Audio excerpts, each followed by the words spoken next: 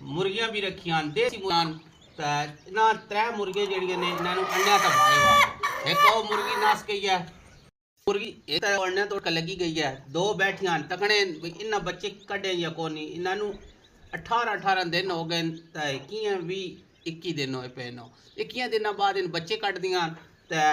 ऐस वन तक कहने बच्चे कितने कितने कड्डे ने 13 अंडे तो असा इन्हां भाईवा ने अजी देसी मुर्गियां ने तो उस अगे तक इस कुकड़ भी ने वड्डा कुकड़ ने वो कम अज कम 2.5 किलो का कुकड़ हो सी 3 किलो का तो ये सारे देसी असील बच्चे ने तो सन बच्चे तक कहने नेड़ आनो जी कैमरा चेक करो बच्चे कितने बच्चे इस कड्डे हुए तक कहने आज जो 3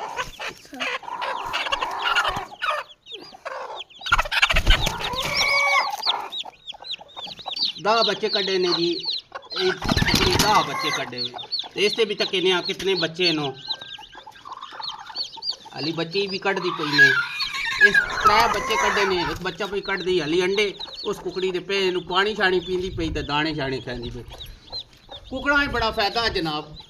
थोड़े घरे दे अंडे होवे ने तुसी घर इन्हां ज़बा भी कर सकते हो देसी मुर्गे खा सकते हो घर रख है छोटी हवेली भी तुसी अपने